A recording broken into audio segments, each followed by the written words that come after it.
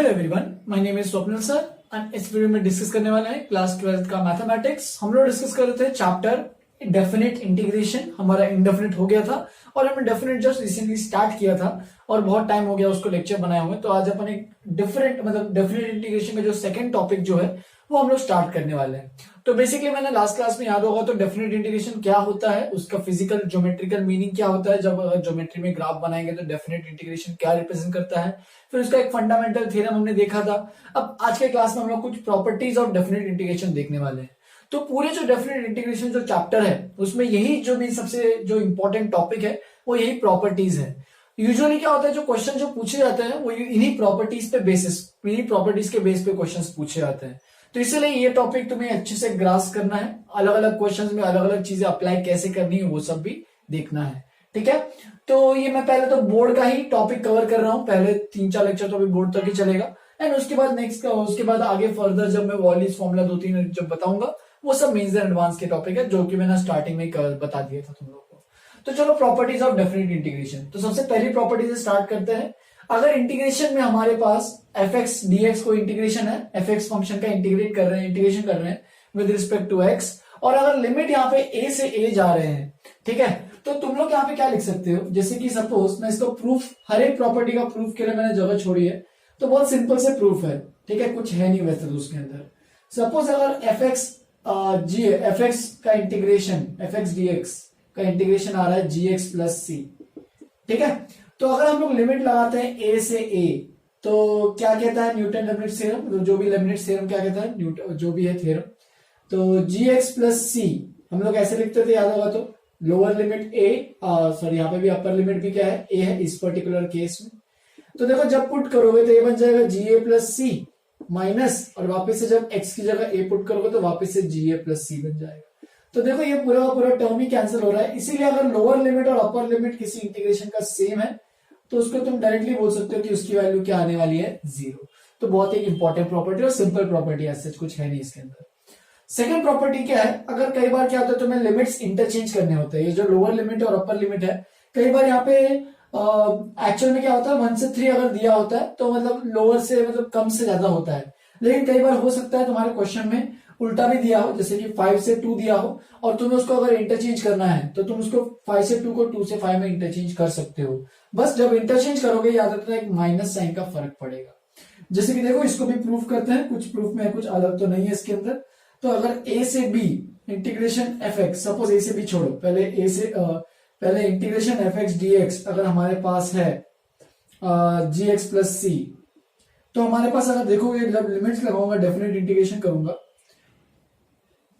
यानी अगर मैं एफ एक्स डी एक्स करता हूं लिमिट ए से बी, तो ये बन जाएगा G of B minus G of A, right, upper limit minus lower limit, C तो कैंसिल हो जाएगा कॉन्स्टेंट ऑफ इंटीग्रेशन में।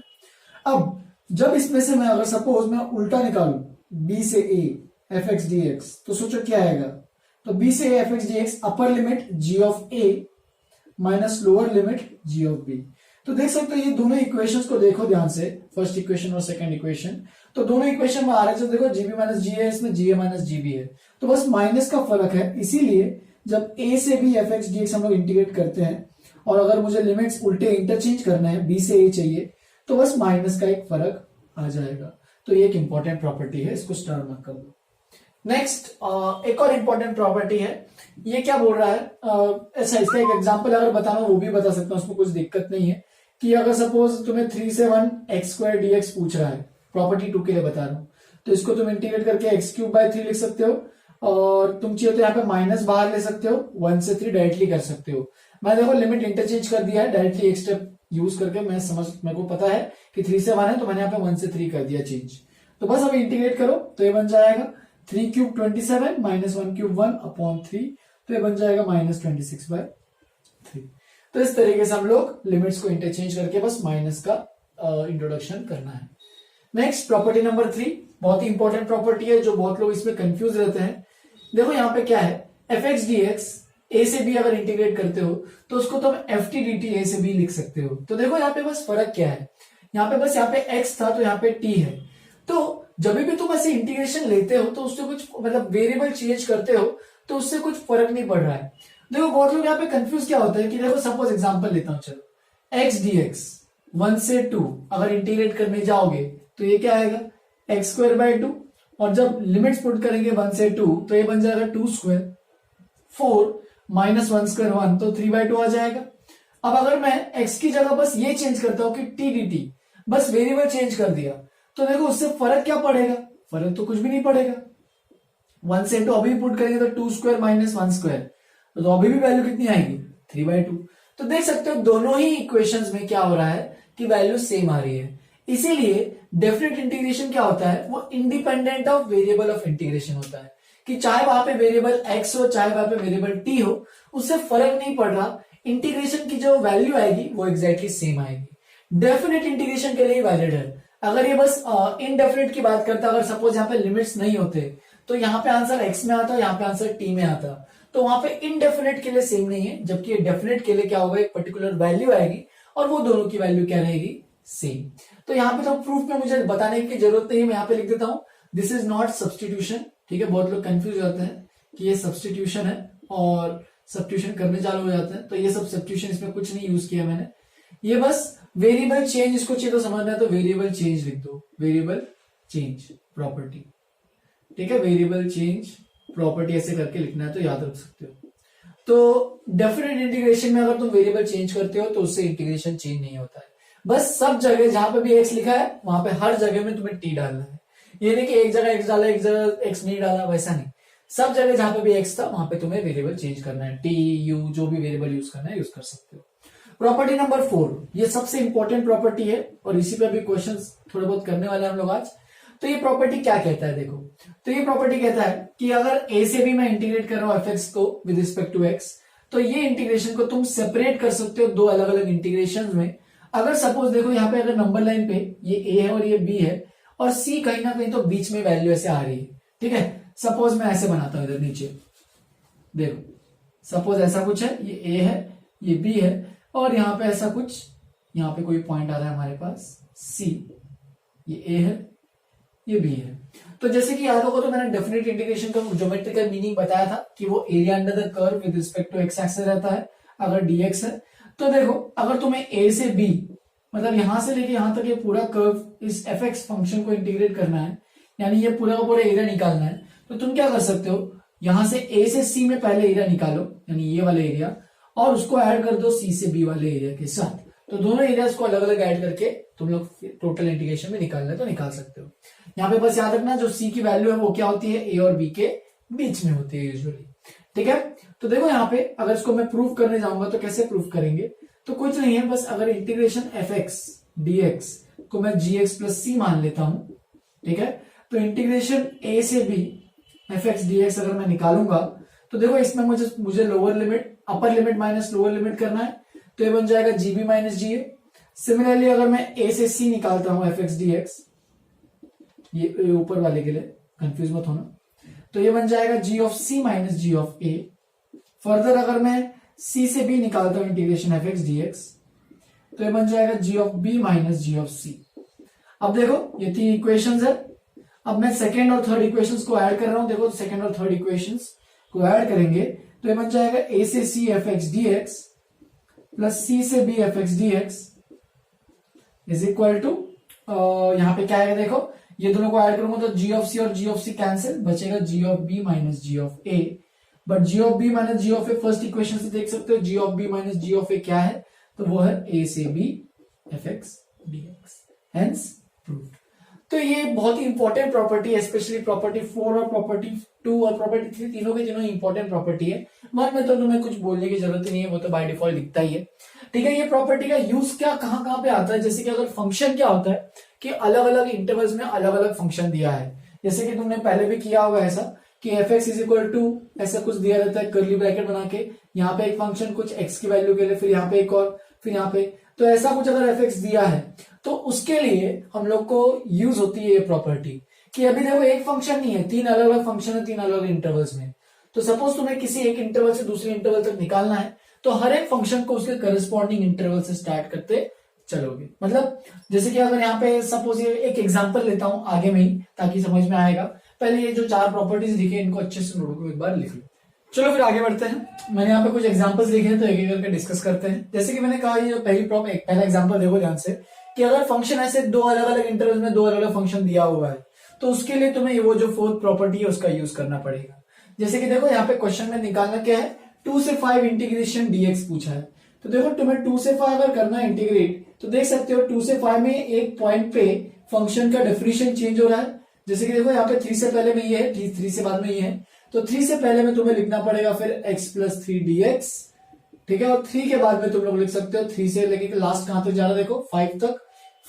3 से 5 में ये वाला फंक्शन है तो उसको लिखोगे 3x square plus 1 dx।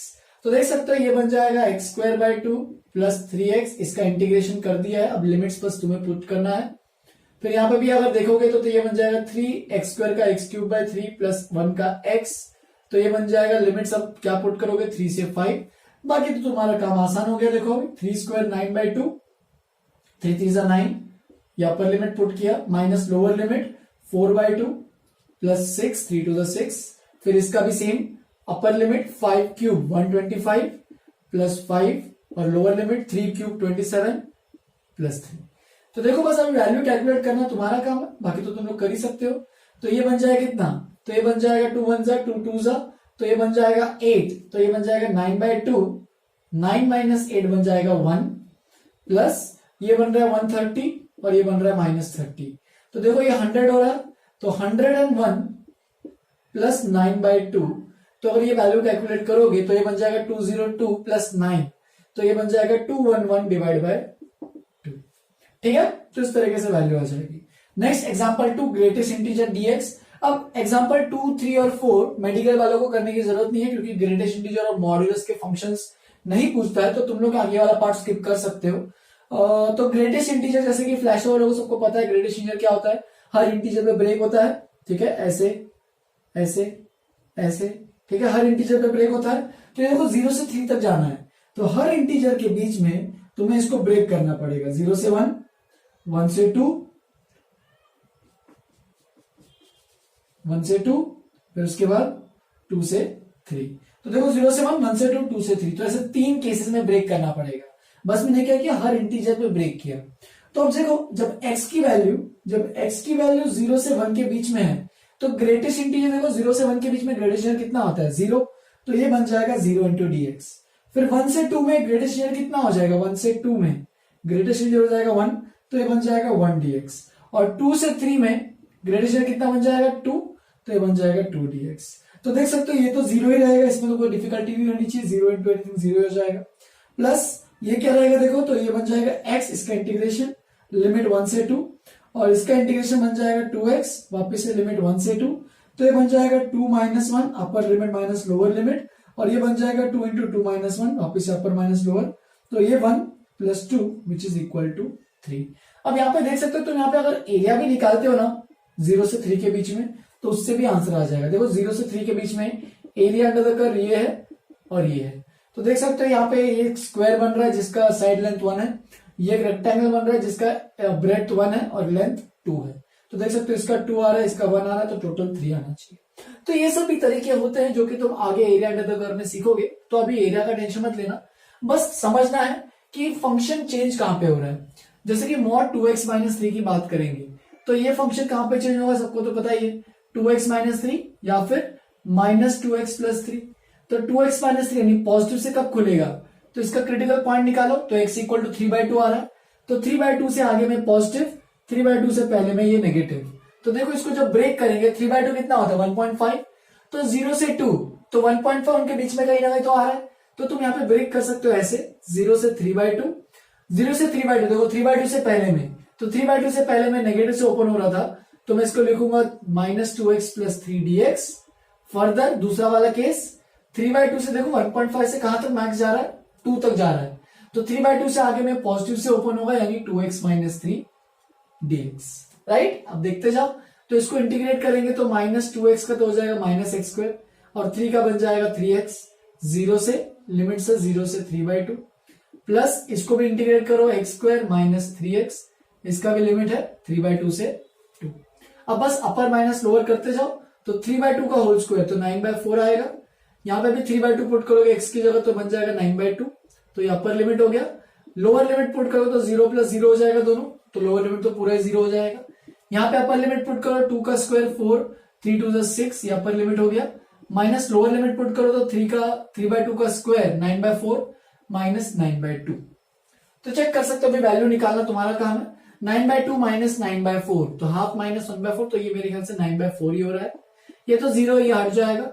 4 minus 6 ये बन जाएगा -2, और ये बन जाएगा माइनस ऑफ 9/4, क्योंकि माइनस 9/2 है, तो माइनस ऑफ 9/4, लेकिन एक और माइनस 9/4 है, एक और माइनस है बाहर, तो प्लस 9/4, तो प्लस 9/4 प्लस 9/4 ये बन जाएगा 9/2, राइट। 9/2 -2, तो 9/2 -2 करोगे तो कितना हो जाएगा, 9 - 4, तो ये बन जाएगा 5/2। तो थर्ड पार्ट का आंसर आना चाहिए 5/2।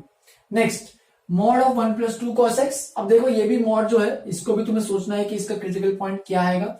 तो cos x इक्वल टू -12। तो सोचो, जिसका अगर मैं इसको बस क्रिटिकल पॉइंट निकाल रहा हूं कि मॉड कहां पे 0 जा रहा है, तो cos x जब -12 रहेगा तब 0 जाएगा। तो x की वैल्यू कौन कौन सी पॉसिबल है, -12 मतलब, तो x की वैल्यू देखो माइनस है, तो इसका मतलब कौन कौन से क्वाड्रेंट्स में रहेगा। मुझे 0 से 2π के बीच में ही बात करना है, यानी फर्स्ट, सेकंड, थर्ड, फोर्थ, इन्हीं क्वाड्रेंट्स की बात कर रहे हैं। तो कॉस नेगेटिव कहां पे रहता है, तो कॉस नेगेटिव रहता है फर्स्ट में तो पॉजिटिव है, सेकंड में नेगेटिव रहता है, एंड थर्ड में नेगेटिव रहता है, क्योंकि all silver tea cup. So second और थर्ड, तो इसका मतलब अगर निकालोगे तो ये तो रहता है π/3 रहता है, तो π/3, तो सेकेंड और थर्ड, तो पाई माइनस π/3 यानी 2π/3, और पाई प्लस π/3 यानी 4π/3। तो ये दो पॉइंट्स पे क्या होगा, कॉस अपना इसका जो क्रिटिकल पॉइंट है वो 0 आएगा। अब सोचते हैं, चलो, तो इसका मतलब यहां पे अभी हमारे 2 क्रिटिकल पॉइंट बन रहे हैं, तो ऐसे 3 केसेस बनेंगे। देखते जाओगे क्या क्या बनेगा, ऐसा कुछ। यह है लास्ट में 2π। तो देखो यहां पे ऐसे 3 केसेस बन रहे हैं। अब तुम्हें सोचना है ये जो टर्म है ये पॉजिटिव और ये नेगेटिव कहां पे दे रहा है। तो देखो 0 से 2π/3 में, तो 0 से 2π/3 में तुम चाहे तो कोई भी वैल्यू ले सकते हो उनके बीच में, जैसे कि 90 लो, cos 90 कितना हो गया, cos 90 हो जाएगा 0, और 1 + 0 हो जाएगा 1, यानी यहाँ पे इस इंटरवल में ये आ रहा है पॉजिटिव। फिर 2π/3 यानी कितना है, 2π/3 यानी 120 है, और 240, तो 120 और 240 के बीच में 180 ले लो, तो 180 cos 180 -1, तो 1 + 2 × -1, तो 1 - 2 विच इज -1। तो इस इंटरवल में ये आ रहा है नेगेटिव, और अगर इधर भी चेक करोगे तो ये हो जाएगा पॉजिटिव। तो ऐसा कुछ बन रहा है यहाँ पे, पॉजिटिव नेगेटिव पॉजिटिव। अब बस तुम्हें इसको इंटरवल के इसके हिसाब से लिखना है। तो देखो फर्स्ट 0 से हमारे पास है कितना, 2π/3, ठीक है। तो देख सकते हैं 0 से 2π/3 में पॉजिटिव से ओपन होना, तो यहाँ पे प्लस कर देना, तो 1 + 2 cos x dx, ठीक है। फिर उसके बाद हमारे पास है नेक्स्ट, नेगेटिव ओपन हो रहा है, तो वो है माइनस, नेगेटिव हो जाएगा वहां पे, कहां से कहां तक, तो 2π/3 से 4π/3। मैं यहाँ पे वापस से नहीं लिख रहा हूं, समझ लेना वही है। और फिर लास्ट इंटरवल में प्लस हो रहा है, देखो, तो वो बन जाएगा 4π/3 से 2π, वापस से यहाँ पे पॉजिटिव, ये नेगेटिव और ये पॉजिटिव, तो इस तरीके से ओपन करना है। ये जो ब्रैकेट में यहाँ पे भी वही लिखना है वापस से तुम्हें, ठीक है।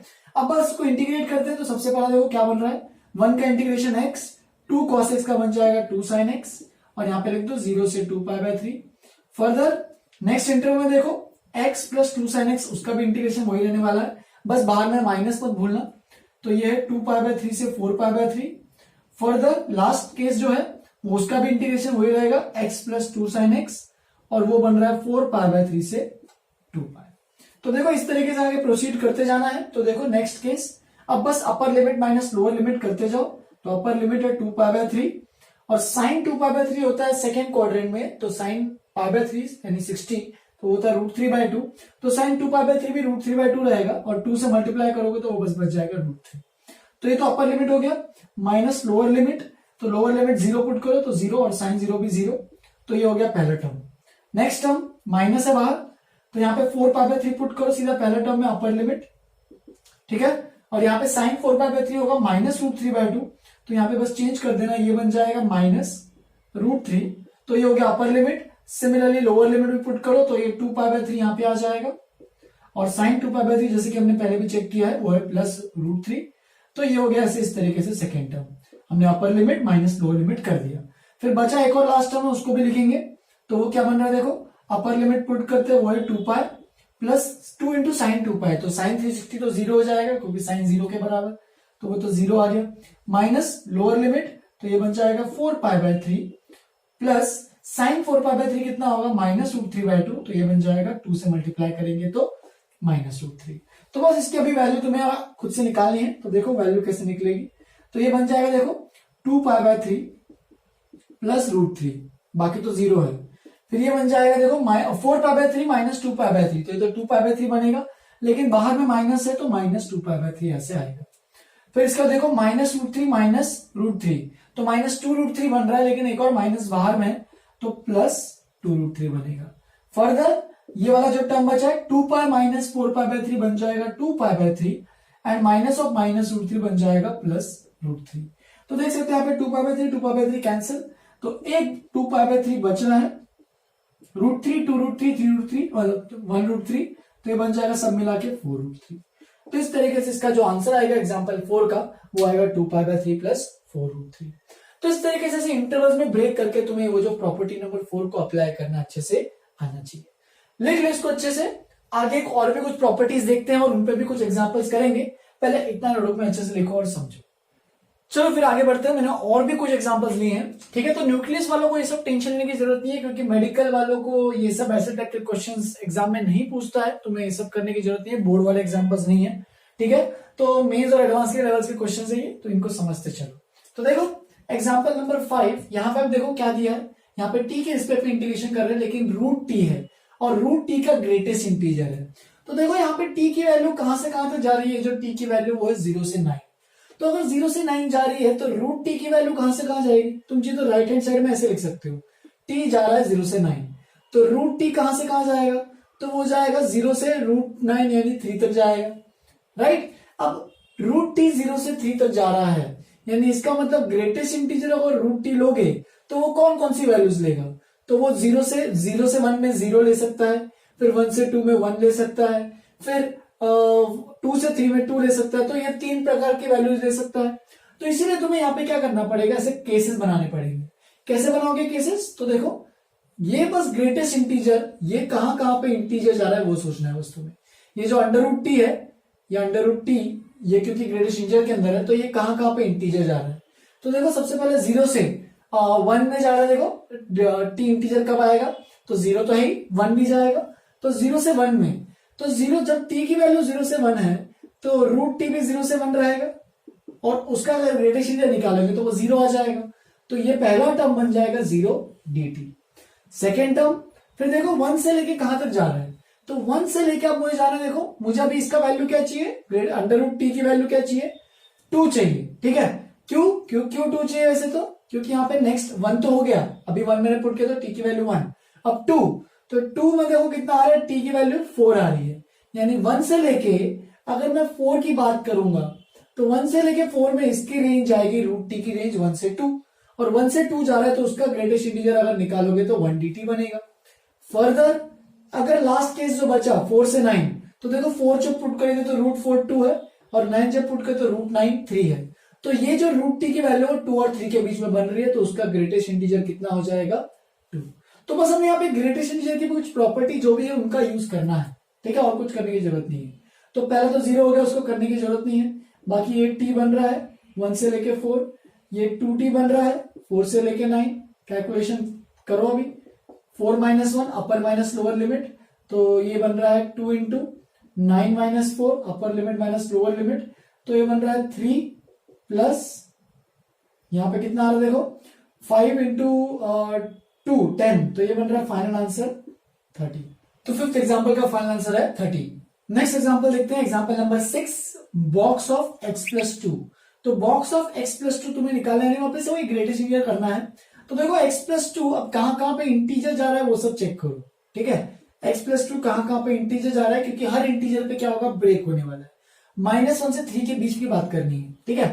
तो अब देखो सबसे पहले -1 से स्टार्ट करेंगे, तो अब देखो यहाँ पे जब भी ये माइनस मतलब हाफ का मल्टीपल आएगा, और मल्टीपल ऑफ हाफ, ठीक है, ऐसे कुछ आ रहा है 1/2 3/2 ऐसे कुछ आ रहा है, तो वो क्या होगा, उस पर ब्रेक होगा। तो सबसे पहला जो ब्रेक होगा वो होगा -1/2 पे। तुम चीजें चेक कर सकते हो, यहाँ पे n इंटीजर, सपोज इसको मैं बोल देता हूं n इंटीजर है, तो x की वैल्यू n माइनस हाफ, यहाँ पे n जो इंटीजर है उन सब पे क्या होगा, फंक्शन का डेफिनेशन चेंज होगा। तो देखो x बिलोंग मतलब क्या, कौन कौन सी वैल्यूज आएंगी। सपोज मैं यहाँ पे x की जगह -1 पुट करता हूं, ठीक है, n इंटीजर है, या फिर -1 पुट करेंगे तो -3/2 आएगा, ठीक है।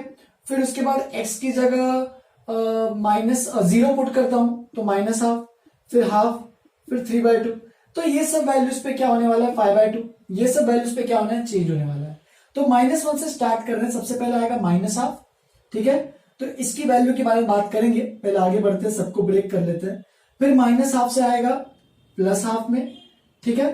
फिर +हाफ से जाएगा 3/2 में, फिर 3/2 से जाएगा 5/2 में, देखो 2.5 तक पहुंच गए, और लास्ट 5/2 से 3।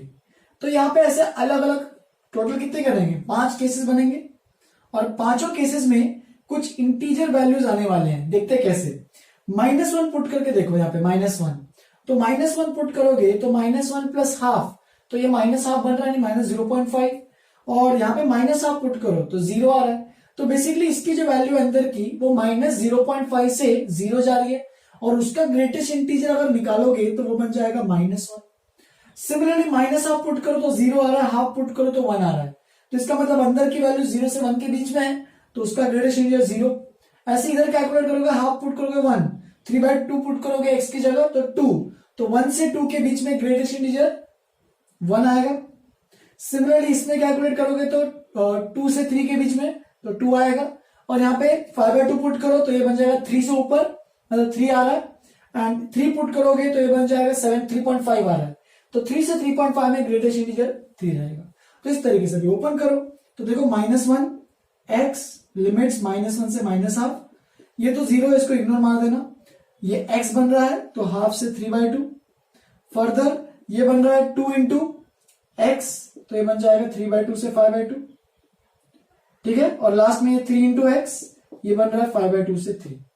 वैल्यू कैलकुलेट करते चलो, -1 -हाफ अपर लिमिट माइनस लोअर लिमिट, ये तो 0 इग्नोर मारो, तो ये बन जाएगा 3/2 -1/2, ये 2 टाइम्स, ये बन जाएगा 5/2 -3/2, बस अपर माइनस लोअर करते जा रहा हूं मैं, और ये 3 - 5/2। तो देखो कितना आ रहा है, ये +1 - हाफ, तो हाफ, और हाफ इंटू -1 तो -हाफ। ये बन रहा है देखो 3/2 -1/2, तो 2/2 यानी 1 बन रहा है। ये बन रहा है देखो 5/2 -3/2, 5/2 -3/2 2/2 1, और 1 इंटू 2 2 आ जाएगा। फर्दर 3 - 5/2 तो ये बन जाएगा 1/2, और 1/2 इंटू 3 तो ये बन जाएगा 3/2। तो देखो 3/2 -1/2 ये कितना हो जाएगा, 2/2 यानी 1, तो ये बन गया 1 + 1 2 + 2 4, तो इसका आंसर आ रहा है तुम्हारे पास 4। आगे नेक्स्ट एग्जांपल। तो ऐसे क्वेश्चंस में भी कुछ लोग ट्रिक मतलब गलत समझ लेते हैं, इस क्वेश्चन को बहुत गलत तरीके से इंटरप्रेट करते हैं। यहाँ पे बहुत लोगों को दिखना तो चाहिए ये क्या है, 1 + cos 2x का फॉर्मूला हमारे पास रहता है, वो क्या होता है 2 cos square x। तो देखो क्या बन जाएगा, इनफैक्ट 1 + cos 2x/2 अगर मैं लिखता हूं तो वो बन जाएगा cos square x।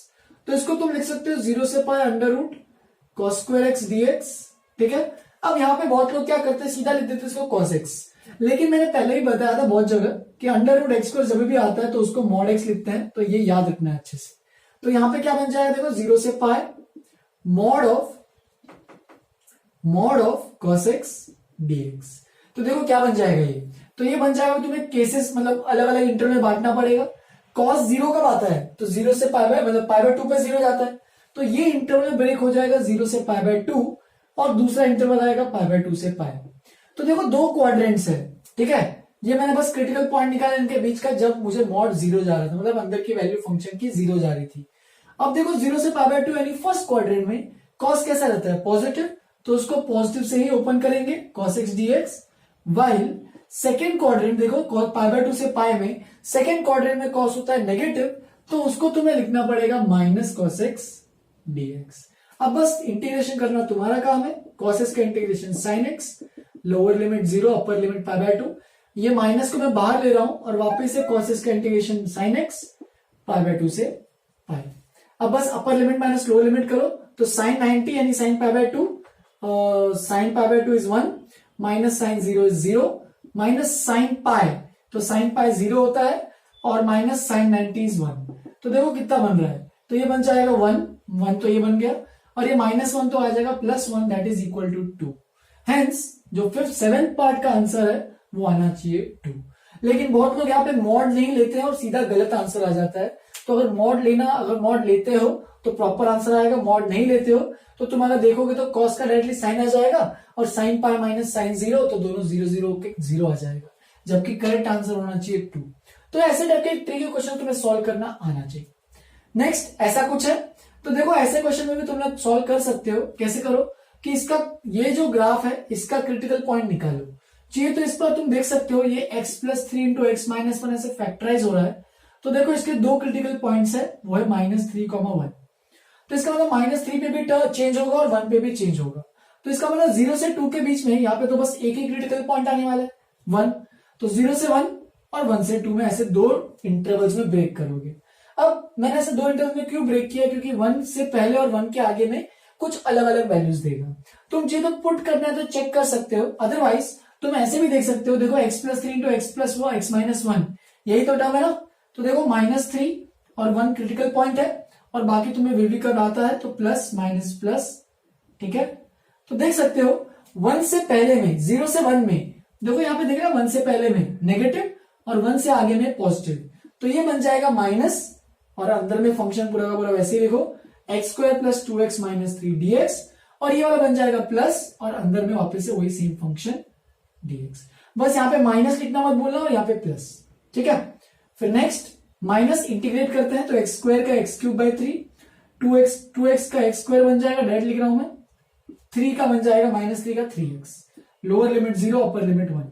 सिमिलरली इधर भी same integration x³ 3 + x² - 3x, यहाँ पे लोअर लिमिट 1 अपर लिमिट 2।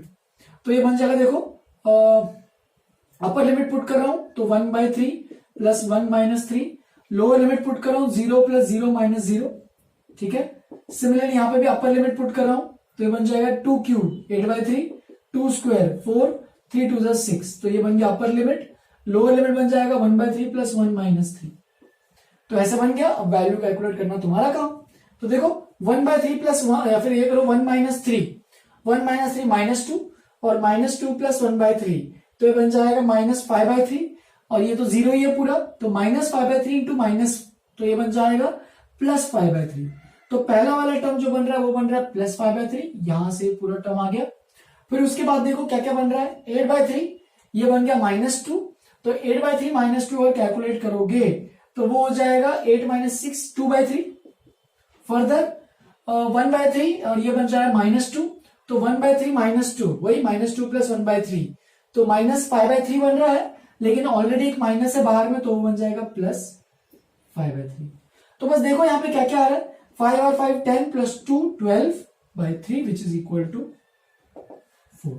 तो इस तरीके से ये और मैंने एग्जांपल्स लिए हैं, इनको भी तुम लोग अच्छे से अटेम्प्ट करो, और अगर कोई डिफिकल्टी कोई दिक्कत जा रही है तो तुम लोग मुझे पूछ सकते हो, ठीक है। लिख लो। एक दो और प्रॉपर्टी बताता हूं और फिर मैं लेक्चर खत्म करूंगा, ठीक है। इस पे मैं लास्ट पूरे लेक्चर खत्म होगा मैं और भी कुछ एग्जांपल्स यहाँ पे दिए हैं जो कि तुम्हारा होमवर्क रहेगा काम करना, ठीक है। तो वो जो भी एग्जांपल्स मैं दे रहा हूं उसको होमवर्क की तरह करो, और अगर कोई डाउट आता है तो उसमें भी पूछो। आगे और भी मेरे को एक दो प्रॉपर्टीज बताना है तो उनको ही बता दो और फिर खत्म करता हूँ। पहले इतना अच्छे से नोटबुक में एक बार लिखो। चलो फिर आगे बढ़ते हैं। नेक्स्ट दो प्रॉपर्टीज हैं और दोनों इंटररिलेटेड प्रॉपर्टीज हैं, और थोड़ी सी अब से जो प्रॉपर्टीज जो अभी किए थे उनसे थोड़े से अलग है, ठीक है, और बहुत ही इंपॉर्टेंट प्रॉपर्टी है। तो प्रॉपर्टी नंबर 5 जिसको हम लोग किंग्स रूल से अब से बोलेंगे, किंग्स रूल है, ठीक है।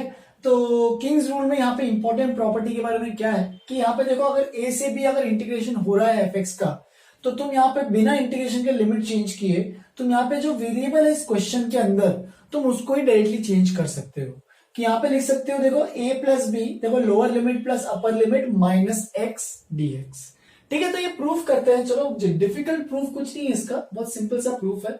तो देखो ध्यान से, मैं RHS से स्टार्ट कर रहा हूं, यानी यहाँ पे a से b f of a + b - x dx, तो यहां से स्टार्ट कर रहा हूं। लेकिन देख सकते हो मुझे लेफ्ट हैंड साइड तक पहुंचना है, तो मुझे यहाँ पे इतना बड़ा टर्म तो कुछ है नहीं, तो एक काम करते हैं, a + b - x को मैं पुट कर देता हूं t, कुछ वेरिएबल सब्स्टिट्यूट कर रहा हूं। तो देखो यहाँ पे जैसे ही मैं वेरिएबल सब्स्टिट्यूट करूंगा तो देखो यहाँ पे मुझे क्या क्या मिलेगा, हम लोग x और यहाँ पे t वेरिएबल्स हैं, तो ये बन जाएगा, जब डिफरेंशिएट करेंगे तो ये बन जाएगा minus d x equal to d t, या फिर d x is equal to direct लिख सकते हो माइनस डी टी। तो ये ऐसे बन जाएगा। फर्दर यहां पे एक मैं छोटा सा टेबल भी बनाता हूं। तो अगर तुम्हें याद नहीं है तो जैसे कि अगर मैं कोई भी चीज सब्स्टिट्यूट करता हूं तो मुझे वहां पे एक टेबल बनानी पड़ती है, ठीक है। क्यों? लोअर लिमिट और अपर लिमिट भी चेंज करना पड़ता है। जैसे कि देखो अब यहाँ पे क्या कर रहा हूं मैं, यहाँ पे ये लोअर लिमिट है, ये अपर लिमिट है, ये x की वैल्यू और ये t की वैल्यू। तो देखो यहाँ पे x के लिए लोअर लिमिट था a और अपर लिमिट था b, लेकिन जब मैं t पुट करूंगा तो उसके लिए न्यू लोअर लिमिट और न्यू अपर लिमिट रहेंगे। तो वो क्या रहेंगे? तो वो इस इक्वेशन से आएंगे। देखो तो x की जगह a पुट करो, x की जगह a, तो a और ये माइनस से दोनों आपस में कैंसिल हो जाएंगे, तो t की वैल्यू आ जाएगी b। वाइल अगर मैं x की जगह b पुट करता हूं, lower limit upper limit b put करता हूं, तो देखो b पुट करेंगे तो b और b यहाँ पे कैंसिल हो जाएगा, बचेगा t इक्वल टू a। तो देख सकते हो जब मैं लोअर लिमिट यहाँ पे x के मतलब x के टर्म में था इंटीग्रेशन, तो लोअर लिमिट a और अपर लिमिट b था, लेकिन जब मैंने ये वाला सब्स्टिट्यूशन लगाया तो मेरा t के टर्म में हुआ, और t के टर्म में अगर निकालेंगे तो देखो अभी क्या मिलेगा फाइनली, इंटीग्रेशन लोअर लिमिट देखो क्या है b, अपर लिमिट क्या है a, ठीक है b a, फर्दर ये बन रहा है f ऑफ, ये पूरा का पूरा टर्म क्या है देखो a plus D minus x की जगह मैं लिख दूंगा t, एंड dx क्या बन रहा है, तो dx बन रहा है माइनस dt। तुम चाहे तो यहाँ पे माइनस को बाहर भेज सकते हो और लिख सकते हो इसको minus f t d t B से ए। अब तुम्हें प्रॉपर्टी याद है तो दो प्रॉपर्टीज यूज कर सकते हो यहाँ पे। सबसे पहले हम लोग क्या प्रॉपर्टी यूज कर सकते हैं कि यहां से अगर मुझे लिमिट्स इंटरचेंज करने हैं कि लोअर लिमिट को अपर लिमिट और अपर लिमिट को लोअर लिमिट बनाना है, तो मुझे बस माइनस का फर्क पड़ेगा ए से B f t d t. अब देखो ऑलरेडी हमारे पास एक ऑलरेडी माइनस साइन है, तो वो बन जाएगा प्लस इंटीग्रेशन ए से B f t d t, right. Further अगर देखोगे आगे अगर जाओगे तो देखो यहाँ पे टी है, लेकिन क्वेश्चन में तो एक्स के टर्म में था। तो मैंने तुम लोगों को ये बताया था कि कोई भी डेफिनेट इंटीग्रेशन में प्रॉपर्टी नंबर 2 क्या कहती थी कि कोई भी डेफिनेट इंटीग्रेशन में तुम यहाँ पे वेरिएबल ऑफ जो इंटीग्रेशन है, वेरिएबल जो भी रहेगा इंटीग्रेशन का वो तुम चेंज कर सकते हो। बस यहाँ पे t की जगह तुम बस x पुट कर दो, तो ये बन जाएगा a से b f x D x which is equal to R H S, hence prove. तो देखो हमने यहां से ये चीज प्रूव की है। तो अब से ये याद रखना है, सपोज एग्जांपल अगर लिया जाए, देखो एक सिंपल सा एग्जांपल लेता हूं। सपोज तुम्हें integration of i is equal to pi by 2 sine square x d x निकालना है, ठीक है। सपोज ऐसा कुछ एग्जांपल यहाँ पे a की जगह 0 है, b की जगह पाई बाय 2 है, तो तुम क्या कर सकते हो, इस i को लिख सकते हो वापस से। लिमिट्स देखो यहाँ पे चेंज नहीं हो रहे, लिमिट्स तो 0 से पाई बाय 2 ही रहेंगे। बस यहाँ पे चेंज क्या कर दो, x की जगह ये जो x था यहाँ पे f ऑफ x की जगह लिख दो a प्लस बी, यानी 0 plus pi by 2 minus x dx।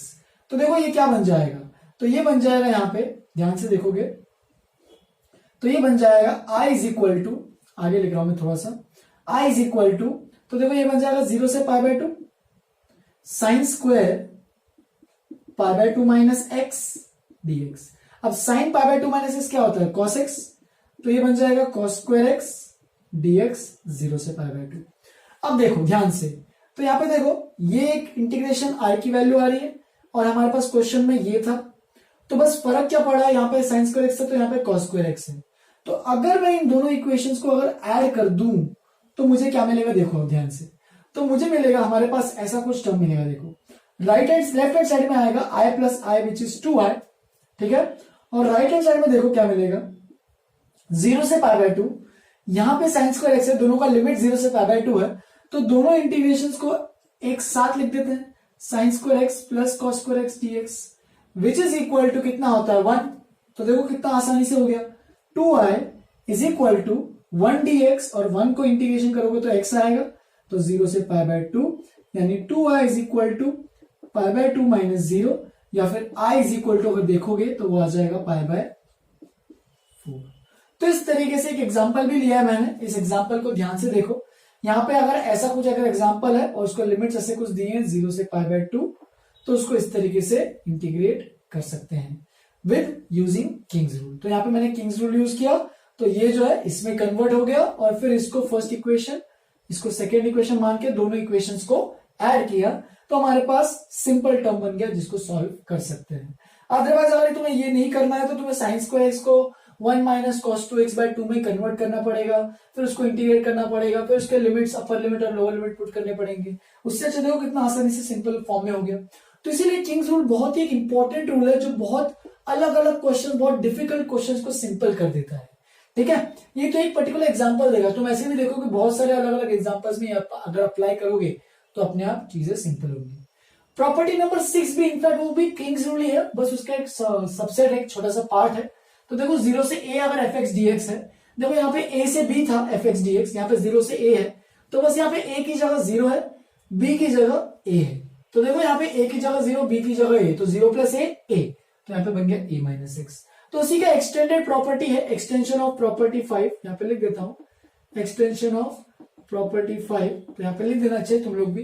Proof करना है तो वापस से तुम लोग इसको भी प्रूफ कर सकते हो, ऐसा कोई दिक्कत नहीं है इसमें। ठीक है, देखो वापस से सेम ही चीज करनी है, आरती से स्टार्ट कर रहा हूं। F of A minus x D x, इसका इंटीग्रेशन तुम्हें निकालना है 0 से a। तो यहां पे मैं a माइनस एक्स को पुट कर दूंगा इज इक्वल टू टी, तो डिफरेंशिएट करेंगे तो minus d x equal to d t, that is d x equal to minus d t. ठीक है, तो ये हमारे पास आ गया, ये हमने पुट करने वाले सब्स्टिट्यूशन। ठीक है, फर्दर एक टेबल बना लो, x t lower limit upper limit.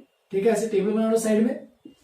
अब देखो यहां पे x जब है वेरिएबल तो इसका लोअर लिमिट क्या है, तो 0 है, अपर लिमिट a है। तो देखो जब x की वैल्यू 0 है तो t की वैल्यू क्या आएगी, देखो a माइनस 0 a, और जब x की वैल्यू a है तो t की वैल्यू a माइनस a आएगी विच इज 0। तो वापस से क्या हो रहा है, उल्टा हो रहा है, यानी ये बन जाएगा इंप्लाइज, ये बन जाएगा 0 से a की जगह भी देखो लोअर लिमिट हो गया अपना a और अपर लिमिट हो गया अपना 0। फर्दर ये बन जाएगा एफ ऑफ टी, क्योंकि a माइनस एक्स टी है, और dx की जगह माइनस डी टी। तो देखो माइनस को तुम बाहर भेज सकते हो, तो ये बन जाएगा minus F of T d T A से 0। अब देखो यहाँ पे मुझे अगर लिमिट्स इंटरचेंज करना है, क्योंकि 0 को नीचे लाना है, 1 को ऊपर लाना है, तो एक और माइनस साइन आएगा, ऑब्जॉर्व कर लेगा, ऐसे बोलना तो बोलो। ठीक है, तो ये बन जाएगा 0 से एफ टी डी टी, क्योंकि माइनस यहाँ पे साइन ऑब्जॉर्व कर लिया फॉर इंटरचेंजिंग द लिमिट्स। बाकी एफ टी डी टी को तुम यहाँ पे वेरिएबल चेंज कर सकते हो, सीधा लिख सकते हो एफ एक्स डी एक्स, क्योंकि डेफिनेट इंटीग्रेशन में फर्क नहीं पड़ता है कोई भी वेरिएबल रहे। अब देखो यहाँ पे एक और चीज है, ये वाला ये जो चीज हम लोग कर रहे हैं इसको बोलते हैं सब्स्टिट्यूशन, और ये सब्स्टिट्यूशन नहीं है। यहाँ पे x की जगह मैं t पुट कर रहा हूँ। ठीक है, बस यहाँ पे मैं बोल रहा हूँ कि t की जगह कुछ और भी अगर पुट करेंगे, मतलब t की जगह कोई भी अलग वेरिएबल लिखूंगा तो उससे कुछ फर्क नहीं पड़ने वाला है। Basically property number 2। तो ये दो प्रॉपर्टीज है, इनको लिखो अच्छे से, इन पे कुछ एग्जाम्पल्स करते हैं प्रैक्टिस के लिए, 3-4 एग्जाम्पल्स करते हैं और फिर खत्म कर देंगे आज के लिए। इतना लिखो इसको सबसे पहले। चलो फिर आगे बढ़ते हैं, आज के कुछ लास्ट सेट ऑफ एग्जांपल्स भी कर लेते हैं खत्म। ठीक है, तो देखो यहाँ पे सबसे पहले एग्जांपल 1 दिया है। अच्छा, इसके पहले एक और साइन स्क्वायर एक्स वाला एग्जांपल था, उसको लिख लेना अच्छे से प्रॉपर वे से, जैसे मैंने किया था, क्योंकि बाकी ये जो एग्जांपल्स है वो ऐसे ही करने हैं। सबसे पहले क्या करोगे, जो भी एग्जाम्पल है उसको आई मान लो। ठीक है, जो भी जिसका भी इंटीग्रेशन निकाल रहे हो। अब देखो यहाँ पे हम लोग क्या करेंगे, तुम जीतो इसको टैन को कन्वर्ट कर सकते हो साइन और कॉस में, जैसे कि ये बन जाएगा देखो ऐसे कुछ π/6 से लेके π/3, और ये बन जाएगा देखो dx 1/रूट tan x को लिख सकते हो root sine x upon root cos x. Further और सिंप्लीफाई करोगे तो ये बन जाएगा देखो ऐसे कुछ π/6 से π/3, और रूट कॉस एक्स ऊपर आ जाएगा, dx अपॉन नीचे में आएगा root sine x plus root cos x.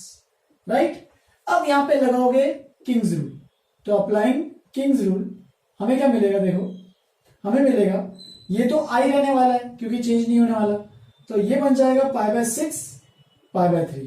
अब से देखो ये a है और ये b है, तो a प्लस b यानी π/6 30 होता है, π/3 60 होता है, तो π/6 प्लस π/3 करोगे तो 90 आ जाएगा, यानी π/2 आ जाएगा। तो ऐसा कुछ बन जाएगा cos x की जगह π/2 माइनस एक्स। राइट, क्योंकि a plus b minus x, जहां पे भी x दिख रहा है हर जगह वहां पे सब्स्टिट्यूट करो, तो ये बन जाएगा π/2 माइनस एक्स। ठीक है, यहाँ पे भी ये cos π/2 माइनस एक्स। ठीक है, बस यहाँ पे dx को मत कुछ कर देना। ठीक है, तो ये बन जाएगा i is equal to integration π/6 से लेके π/3, तो cos 90 माइनस थीटा तो वो होता है साइन थीटा, तो ये बन जाएगा रूट साइन एक्स। अब इसको मैं यहाँ पे लिख रहा हूं, तो ये देखो ये क्या बन जाएगा रूट साइन एक्स, तो पहले उसी को लिख रहा हूं, एंड प्लस तो इसको लिख रहा हूं बाद में रूट कॉस एक्स, तो यहाँ पे मैंने ये वाला लिखा है। तो देखो अब इस एग्जाम्पल को ध्यान से, यहाँ पे जो इक्वेशन बना है एंड ये वाले इक्वेशन को देखो ध्यान से। अब अगर मैं दोनों इक्वेशंस को ये फर्स्ट इक्वेशन और ये सेकंड इक्वेशन, दोनों इक्वेशंस को ऐड करता हूं तो मुझे क्या मिलेगा, देखो लेफ्ट हैंड साइड में तो मिलेगा मुझे i और i 2i, और राइट हैंड साइड में मुझे मिलेगा देखो ऐसे कुछ π/6 से लेके π/3। ऊपर में आएगा देखो दोनों के डिनोमिनेटर में रूट साइन एक्स और रूट साइन एक्स मतलब root sine x plus cos x दोनों का सेम है। तुम चाहिए तो अगर एक स्टेप में अगर नहीं लिखना है तो मैं थोड़ी सी यहां से जगह ले लेता हूं, और तो root sine x by root पहले कॉस एक्स लिखते हैं, पहले ऊपर वाला लिख रहा हूं, root cos x root sine x plus root cos x dx plus π/6 से π/3 root sine x upon root sine x plus root cos x dx।